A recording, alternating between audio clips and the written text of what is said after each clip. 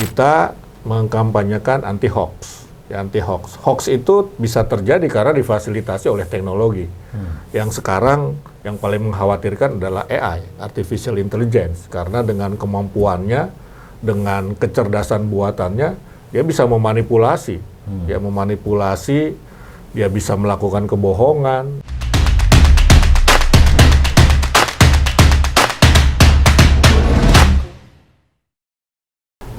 Baik, Assalamualaikum warahmatullahi wabarakatuh. Insan intelektual Unimal dan netizen yang bisa melihat kegiatan ini. Kali ini kita kembali melakukan podcast pada program Fokusiana.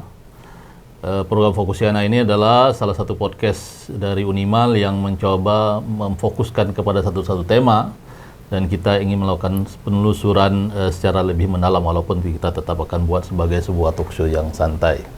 Pada kesempatan kali ini kami mengundang Bapak Dr. Usman Kamsong. Beliau adalah Direktur Informasi dan Komunikasi Publik Kominfo. Sebelumnya beliau adalah pemimpin redaksi Media Indonesia, dan juga kita tahu bahwa beliau bergabung dengan tim pemberitaan ya, pemenangan Jokowi Ma'ruf Amin, dan saat ini sudah berada di pemerintahan. Kita sapa langsung Usman Kamsong. Assalamualaikum Bang Usman. Waalaikumsalam. Bagaimana? Ini pertama sekali Abang ke Unimal ya? Ya, betul, pertama kali. Ya, jadi kebetulan karena kesempatan ini kita harus culik karena susah untuk mendapatkan sosok penting ini di pemberitaan. Nah, sebelum kita mulai, kami mau tahu dulu, Bang Usman kan sebelumnya lama sekali di dunia media ya? Iya.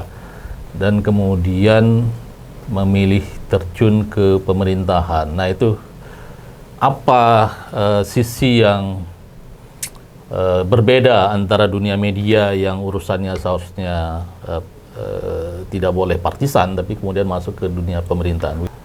Kenapa saya berani melamar itu, ya, melamar posisi dirjen? Karena dirjen yang posisinya tersedia ya Dirjen Informasi dan Komunikasi Publik.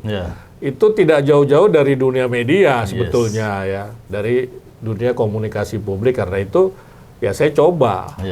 Nah, dunianya tidak berbeda sebetulnya, karena tapi berbeda dong. Ya, dalam arti fungsi ya. itu memang ada perbedaan pasti ya. Perbedaannya tentu di birokrasinya. Ya, dulu waktu di swasta, di media ya kita relatif lebih lebih cair ya, tidak terlalu banyak aturan. Kalau di birokrasi tentu banyak sekali aturannya ya. Sekaligus juga sebenarnya ini menjadi concern dari Dirjen Informasi dan Komunikasi Publik, ini disebut dengan tantangan AI, Artificial Intelligence. Nah, itu bagaimana kemudian Dirjen Informasi dan Komunikasi Publik itu melihat ini? Nah, ini kita khawatir. Ya, kita khawatir dengan defect. Defect itu adalah hoax tentu.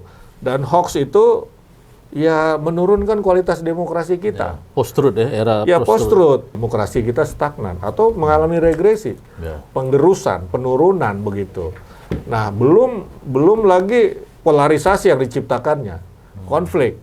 Karena salah satu flow demokrasi di Indonesia kan disebutkan problem kebebasan berekspresi ya. Nah, itu bagaimana sebenarnya di Kominfo itu mengelola ini sehingga kemudian ruang demokrasi kita itu tidak cacat oleh model-model pembatasan. Ya, jadi kita punya mekanisme dari hulu ke hilir. Ya, jadi di hulu kita melakukan literasi digital. Ini adalah upaya pencegahan. Kita edukasi masyarakat agar dia menggunakan media sosial secara benar. Apalagi hoax ini sangat tergantung pada situasi. Karena itu kita punya namanya mekanisme pemantauan, surveillance mechanism. Nah, ini surveillance mechanism juga ada 3 mekanisme. Yang pertama, kita punya artificial intelligence juga, yang kita sebut automatic identification system atau AIS, kita singkat AIS. Jadi ini bekerja secara otomatis di media sosial, dia cari itu mana hoax. Kita sudah atur algoritmanya sehingga dia bisa identifikasi, oh ini hoax. Nah, mekanisme kedua, kita punya patroli siber atau cyber patrol. Ini orang, ini manusia berpatroli 24 jam full dalam 3 shift. Mereka kita bagi. Mereka ini memelototi media sosial. Dia pantau itu Instagram, Facebook, dan seterusnya dia pantau. Kalau menemukan yang terindikasi hoax, dia akan catat juga. Kemudian yang ketiga adalah laporan masyarakat. Masyarakat bisa melaporkan. Ya, tapi kita juga catat. Tidak langsung kita minta platform take down. Nah, setelah kita pastikan bahwa yang dicatat oleh mesin, dicatat oleh orang, dilaporkan oleh masyarakat itu betul-betul hoax, maka kita meminta platform untuk men-take down. Kominfo tidak bisa men-take down langsung. Kominfo hanya bisa memblokir kalau itu berupa website ataupun portal. Pertanyaan terakhir, Bang. Bagaimana artificial intelligence ini apakah akan mengancam demokrasi elektoral kita di tahun depan atau dia menjadi berkah? Nah, bisa saja mengancam. Dan kita harus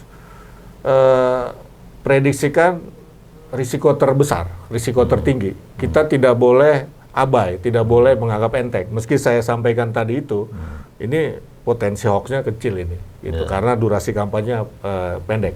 Tapi kita kan tidak boleh berpikiran seperti itu. Sebagai negara yang menjaga ruang demokrasi ini, ya kita tetap harus memprediksikan the worst, yang terburuk seperti apa. Nah, karena itu kita tetap ya mengingatkan ancaman artificial intelligence untuk mengganggu pemilu, begitu. Oke, Bang Usman, waktu yang membatasi kita karena Abang juga harus berangkat balik ke Jakarta. Baik, Insan Intelektual, demikian Fokusiana kita dengan Usman Kansong, Dirjen Informasi dan Komunikasi Publik. Satu pesannya bahwa demokrasi tahun depan harus kita kawal dengan benar, termasuk juga bagaimana melihat tentang penggunaan artificial intelligence dalam ruang publik kita, ruang komunikasi kita. Demikian, terima kasih. Sampai ketemu di podcast selanjutnya. Oke.